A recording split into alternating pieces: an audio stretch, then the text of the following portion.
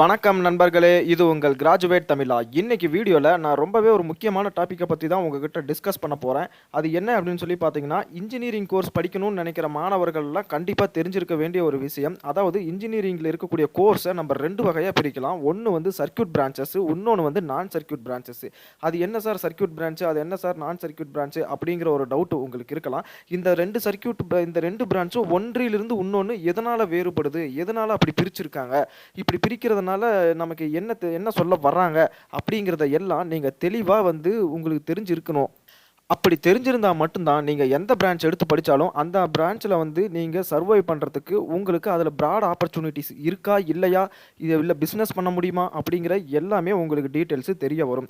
So இப்போ வந்து பாத்தீங்கன்னா இந்த வீடியோல நான் உங்களுக்கு டீடைல்டா சொல்ல போறேன். சர்க்யூட் பிரான்ச்சஸ்னா என்ன, அதை ஏன் அப்படி பிரிச்சிருக்காங்க, நான் சர்க்யூட் பிரான்ச்சஸ்னா என்ன, அதை ஏன் அப்படி பிரிச்சிருக்காங்க அப்படின்னு சொல்லி நான் உங்களுக்கு டீடைல்டா எக்ஸ்பிளைன் பண்ண போறேன். சர்க்யூட் பிரான்ச் படிக்கிறனால நமக்கு வேலை வாய்ப்பு அதிகமா இருக்குமா, இல்ல பிசினஸ் பண்ண முடியுமா, இல்ல நான் சர்க்யூட் பிரான்ச் படிக்கிறனால எனக்கு வேலை வாய்ப்பு அதிகமா இருக்குமா, இல்ல பிசினஸ் பண்ண முடியுமா, எதுல பிசினஸ் பண்ண முடியும், எதுல வேலை வாய்ப்பு அதிகமா இருக்கும், எந்த கோர்ஸ் எடுத்து எந்த பிரான்ச் எடுத்து படிச்சா நம்ம வந்து பார்த்தோம்னா பிசினஸ்ல ஈஸியா டெவலப் ஆகலாம் அப்படிங்கிற எல்லா டவுட்டையும் உங்களுக்கு நான் இன்னைக்கு சார்ட் அவுட் பண்ண போறேன். அதே மாதிரி வந்து பாத்தீங்கன்னா இந்த சர்க்யூட் பிரான்ச் நான் சர்க்யூட் பிரான்ச் இதை பத்தி தெரிஞ்சுக்கிறதுக்கு முன்னாடி சர்க்யூட் பிரான்ச்சஸ்ல என்னென்ன டிபார்ட்மெண்ட்ஸ் எல்லாம் வருது, நான் சர்க்யூட் பிரான்ச்சஸில் என்னென்ன டிபார்ட்மெண்ட்ஸ் எல்லாம் வருது அப்படிங்கிற லிஸ்ட்டு உங்களுக்கு தெரிஞ்சிருந்தால் மட்டும்தான் வந்து பார்த்தீங்கன்னா நான் எக்ஸ்பிளைன் பண்ணும்போது எக்ஸாம்பிள் சொல்லி எக்ஸ்பிளைன் பண்ணும்போது உங்களுக்கு ஈஸியாக புரியும். ஸோ அந்த லிஸ்ட்டை வந்து பார்த்தீங்கன்னா நான் இந்த வீடியோலேயே நான் உங்களுக்கு எக்ஸ்பிளைன் பண்ணியிருக்கேன். இப்போ வாங்க அந்த லிஸ்ட்டை பார்த்துட்டு வந்துடலாம். அதுக்கப்புறமேட்டு நம்ம இந்த எக்ஸ்பிளனேஷன் நான் உங்ககிட்ட நான் சொல்கிறேன்.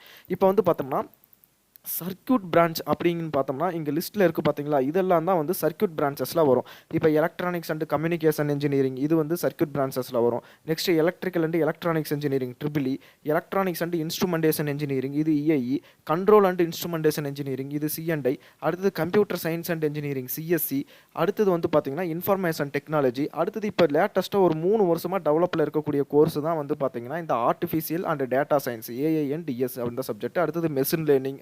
ஓகேவா, இந்த இந்த சப்ஜெக்ட்டுகள் எல்லாமே இந்த பாடப்பிரிவுகள் எல்லாமே எதுக்கு கீழே வருது, சர்க்யூட் பிரான்ச்சஸ் கீழே வருது. சார் அது என்ன சார் சர்க்யூட் பிரான்ச்சஸ்னால் இந்த எலக்ட்ரானிக்ஸ் போர்டு டயோடு தைரிஸ்டரு அது இதுன்னு சொல்லுவாங்க அதுதானே, அதில் எப்படி சார் கம்ப்யூட்டர் சயின்ஸ் எல்லாம் வருது அப்படின்னு சொல்லி பார்த்தீங்கன்னா இந்த சர்க்யூட் பிரான்ச்சஸில் computer science, information technology, ENIE, triple E, ECE இது எல்லாமே ஒன்றா கிளப் பண்ணியிருப்பாங்க. இதுக்கான எக்ஸ்பிளனேஷன் தான் நான் உங்களுக்கு சொல்ல போகிறேன். ஏன் இதில் வந்து கம்ப்யூட்டர் சயின்ஸ்லாம் வருது, இதனால சர்க்யூட் பிரான்ச்சஸ் அப்படின்னு நம்ம எக்ஸ்பிளைன் உங்களுக்கு நான் பண்ண போகிறேன். நெக்ஸ்ட் வந்து பார்த்தீங்கன்னா நான் சர்க்யூட் பிரான்ச்சஸ் அப்படின்னா என்ன சார் அப்படின்னு சொல்லி கேட்டிங்கன்னா இதில் வந்து பார்த்தீங்கன்னா என்னென்ன லிஸ்ட்டில் இந்த கோர்ஸ் வருது, என்னென்ன லிஸ்ட்டில் என்னென்ன கோர்ஸ் வருது அப்படின்னு சொல்லி பார்த்தீங்கன்னா சிவில் இன்ஜினியரிங் வருது, மெக்கானிக்கல் இன்ஜினியரிங் வருது, மெட்டலர்ஜிக்கல் இன்ஜினியரிங் வருது, இண்டஸ்ட்ரியல் இன்ஜினியரிங் வருது, அடுத்தது ப்ரொடக்ஷன் இன்ஜினியரிங் வருது, கெமிக்கல் இன்ஜினியரிங் வருது, பயோடெக்னாலஜி வருது. பயோடெக்னாலஜியில் 2 டைப் ஆஃப் பயோடெக்னாலஜி கோர்ஸ் இருக்குது. ஒன்று பிடெக் பயோடெக்னாலஜி, இன்னொன்று வந்து பார்த்தீங்கன்னா பிடெக்கில் இண்டஸ்ட்ரியல் பயோடெக்னாலஜி. இந்த மாதிரி 2 கோர்ஸ் இருக்குது. அடுத்தது textile engineering, apparel engineering, mining engineering, இந்த மாதிரி இன்னும் நான் சர்க்யூட்டில் நிறைய பிரான்ச்சஸ் இருக்குது. நம்ம அதையெல்லாம் லிஸ்ட் அவுட் பண்ணல.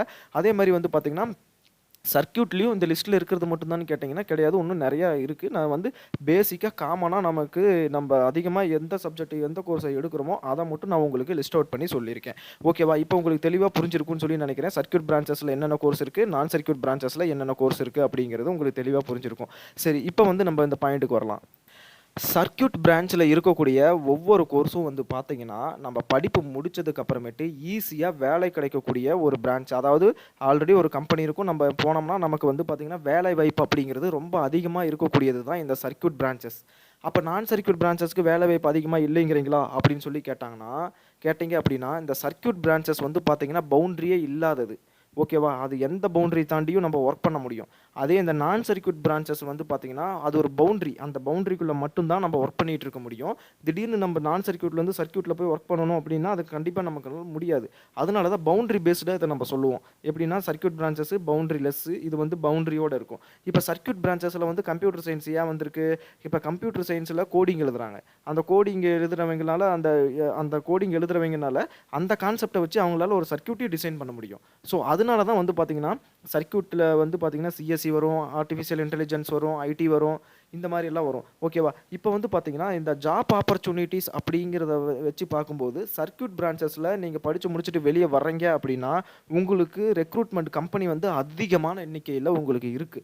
அதனால தான் சர்க்யூட் பிரான்ச்சஸ் நெறைய பேர் தேர்ந்தெடுப்பாங்க. அப்ப நான் சர்க்யூட் பிரான்ச்சஸ் வந்து வேணான்னு சொல்றீங்களான்னு கேட்டா, கண்டிப்பா கிடையாது. நான் சர்க்யூட் பிரான்ச்சஸ் வந்து பார்த்தீங்கன்னா, உங்களுக்கு வந்து ஆப்பர்ச்சுனிட்டீஸ் வேலைவாய்ப்புகள் வந்து கொஞ்சம் கம்மியா இருக்கும். எத கம்பேர் பண்ணும்போது, சர்க்யூட் பிரான்ச்ச கம்பேர் பண்ணும்போது, நான் சர்க்யூட் பிரான்ச்சஸ்க்கு வேலை வாய்ப்புல வந்து பார்த்தீங்கன்னா, ஒரு கம்பெனில போய் நம்ம வேலை செய்யணும் அப்படின்னா, அந்த வேலை வாய்ப்புகள் வந்து கொஞ்சம் கம்மியா இருக்கும். ஆனா, சர்க்யூட் பிரான்ச்சஸ விட நான் சர்க்யூட் பிரான்ச்சஸ்க்கு தான் வந்து பார்த்தீங்கன்னா, பிசினஸ் பண்றதுக்கான ஆப்பர்ச்சுனிட்டீஸ் ஏகப்பட்டது கிடக்கும். ஓகேவா? இப்போ நீங்க ஒரு சிவில் இன்ஜினியரிங் எடுத்து படிக்கிறீங்க. நீங்களே ஒரு கேட் சென்டர் ஆரம்பிக்கலாம். கேட் சென்டர் ஆரம்பிச்சு நீங்களே வந்து டிசைன் மட்டும் போட்டு குடுத்துட்டு இருக்கலாம். ஆ அதாவது கேட் சென்டரில் யாராவது வீடு கட்டணும்னு கேட்டாங்கன்னா, நீங்கள் வந்து வீட்டுக்கு பிளானிங் பண்ணி தரலாம், டிசைனிங் பண்ணி தரலாம். இந்த மாதிரி நீங்களே செல்ஃப் எம்ப்ளாய்மெண்ட் ஆகிக்கலாம், செல்ஃப் பிஸ்னஸ் பண்ணலாம். இந்த மாதிரி எல்லாம் வந்து பார்த்தீங்கன்னா, நான் சர்க்யூட் பிரான்ச்சஸில் பிஸ்னஸ் ஆப்பர்ச்சுனிட்டிஸ் பக்காவாக இருக்கும்.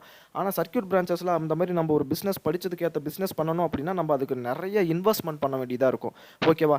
அதனால தான் நான் வந்து சொல்கிறேன், சர்க்யூட் பிரான்ச்சஸ் வந்து பார்த்தீங்கன்னா, நீங்கள் படித்து முடிச்சுட்டு வேலையை நம்பி தான் இருக்கீங்க அப்படின்னா, நீங்கள் சர்க்யூட் பிரான்ச்சஸ் எடுத்துக்கோங்க. நீங்கள் படித்து முடிச்சதுக்கு அப்புறமேட்டு நீங்கள் கொஞ்ச நாள் வேலை செஞ்சுட்டு பிஸ்னஸ் பண்ணணும் அப்படின்னா, நீங்கள் வந்து நான் சர்க்யூட் பிரான்ச்சஸ் எடுத்து படிங்க. ஓகேவா? இப்போ நான் சர்க்யூட் பிரான்ச் எடுத்தவனாலலாம் வந்து பிஸ்னஸ் பண்ண முடியாதா அப்படின்னு கேட்டோம்னா, அது கண்டிப்பாக முடியும்.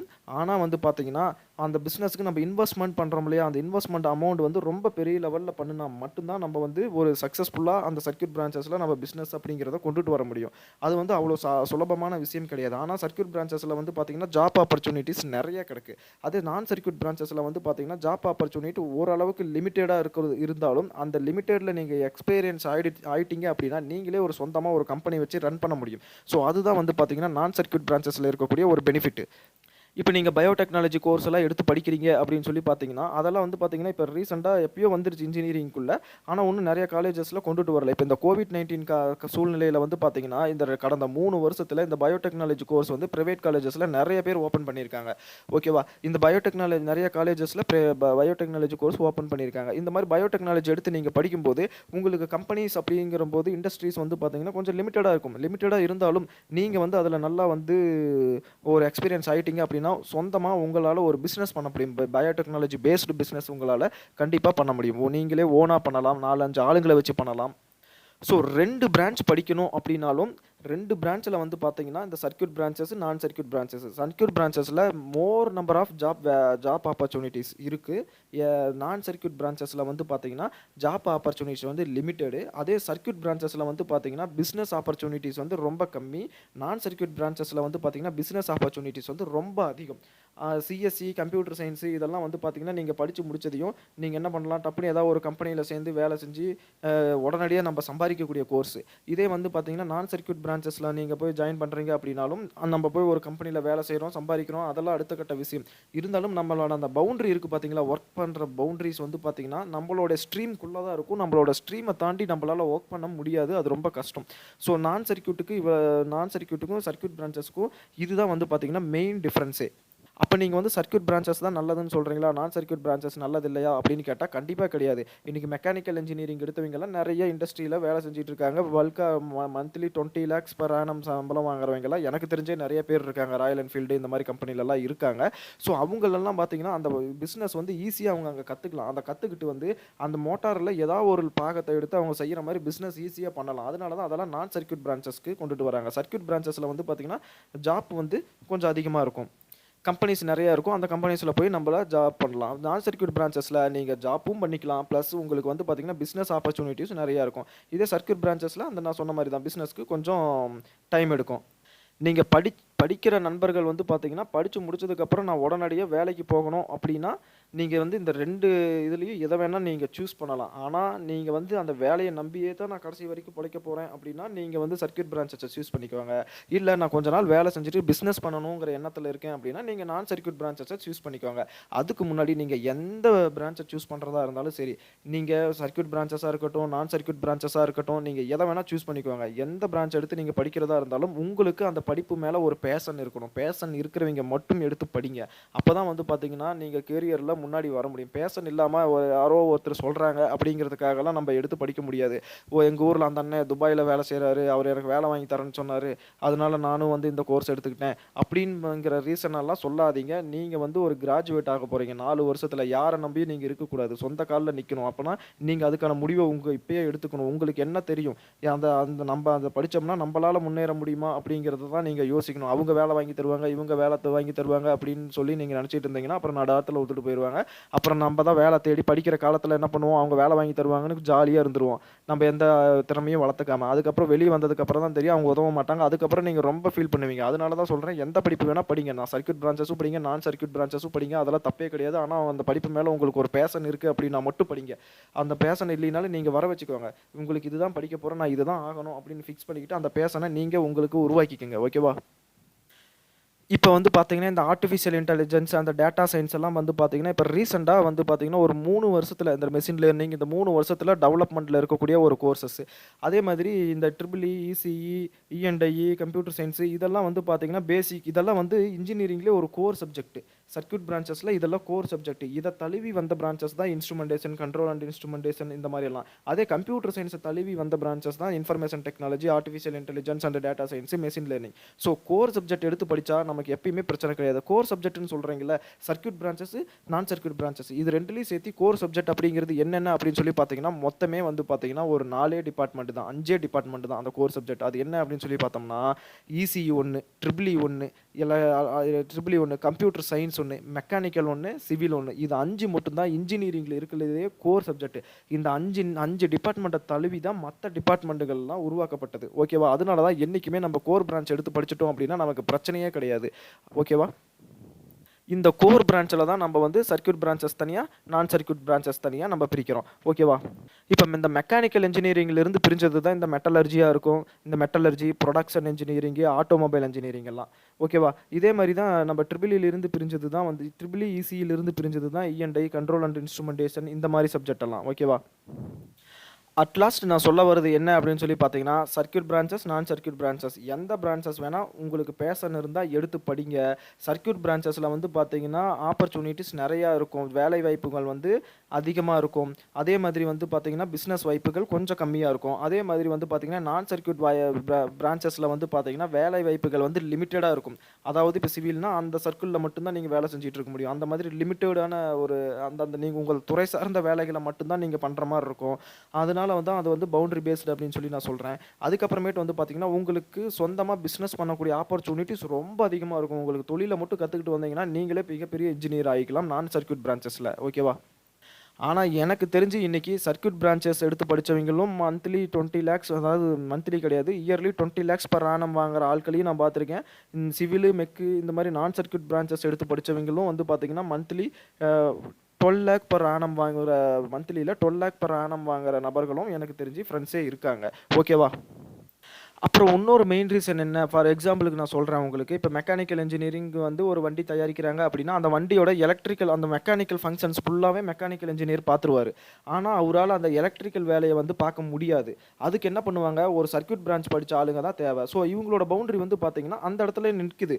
அடுத்த நாளாக தான் வந்து பார்த்தீங்கன்னா வேறு சர்க்யூட் பிரான்ச்சஸ் படித்த ஒரு ஆள் வந்து பார்த்தோம்னா அந்த எலக்ட்ரிக்கல் யூனிட்டை வந்து டிசைன் பண்ணுறாரு. இந்த ஸ்பீடு மோட்டர் இந்த ஸ்பீடில் போகணும், இந்த ஸ்பீடில் ரன் ஆகணும், இந்த டார்க்கில் மோட்டர் சுற்றணும், இந்த டார்க்கில் நிற்கணும், இவ்வளோ ஸ்பீடு போகணும் அப்படிங்கிற மாதிரி டிசைன் பண்ணுறது. லைட் வண்டியில் இருக்கக்கூடிய லைட்டிங்ஸ் ஆகட்டும், இதெல்லாம் கால்குலேட் பண்ணுறதுக்கு ஒரு எலக்ட்ரிக்கல் இன்ஜினியரும் தேவைப்படுவார். ஸோ அதனால தான் எலக்ட்ரிக்கல் இன்ஜினியரிங் வந்து, அதாவது இந்த சர்க்யூட் பிரான்ச்சஸ் வந்து பவுண்டரிலெஸ், நான் சர்க்யூட் வந்து பவுண்டரி பேஸ்டு அப்படிங்கிற மாதிரி நான் சொல்லிட்டு இருக்கேன்.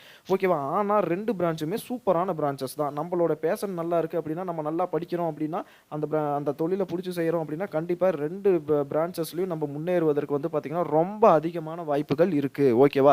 இப்போ நான் உங்களுக்கு சொன்ன விஷயமெல்லாம் உங்களுக்கு தெளிவாக புரிஞ்சிருக்கும்னு சொல்லி நான் நினைக்கிறேன். ஸோ நீங்கள் வந்து இந்த வருஷம் நீங்கள் இப்போ இன்ஜினியரிங் காலேஜ் சேர்றதா இருக்கீங்க அப்படின்னா உங்களோட பேஷன் என்னன்னு பாருங்கள். அதுக்கேற்ற மாதிரி உங்களோட பிரான்ச்சை செலக்ட் பண்ணுங்கள். ஓகேவா? ஏனோ தானோ யாரோ சொல்கிறாங்க அவங்க வேலை வாங்கி தருவாங்க, இவங்க வேலை தருவாங்க அப்படின்னு தயவு செஞ்சு அப்படி மட்டும் சூஸ் பண்ணிடாதீங்க. படிக்க போகிறது நீங்கள் படிங்க. படித்ததுக்கு அப்புறமேட்டு உங்களால் சொந்த காலில் நிற்க முடியும் அப்படின்னா நீங்கள் படிக்கும்போதே அதுக்கான திறமையை வளர்த்துக்கணும். அதுக்காக அடுத்தவங்க ஹெல்ப் பண்ணுவாங்க அப்படின்ட்டு படிக்கிற காலத்தில் ஜாலியாக கல்லூரி லைஃப் என்ஜாய் மட்டும் பண்ணிட்டு வந்துடக்கூடாது. ஸோ இதுதான் என்னோட அட்வைஸ். ஸோ உங்களுக்கு ஏதாவது டவுட் இருக்குது அப்படின்னா நீங்கள் தாராளமாக நம்மளுடைய கிராஜுவேட் தமிழா @gmail.comக்கு நீங்கள் உங்களுடைய கொரீஸை அனுப்பலாம். நான் உங்களுக்கு வந்து ரிப்ளை பண்ணுவேன். அது மட்டும் இல்லாமல் கவுன்சிலிங் சம்மந்தமாக உங்களுக்கு எந்த டவுட்டாக இருந்தாலும் நீங்கள் நம்ம சேனலை எப்போ வேணால் காண்டாக்ட் பண்ணி கேட்கலாம். ஓகேவா? இவ்வளோ நேரம் இந்த வீடியோவை பொறுமை காத்து பார்த்துட்டு இருந்த உங்கள் எல்லாருக்குமே ரொம்ப ரொம்ப நன்றி. இது உங்கள் கிராஜுவேட் தமிழா.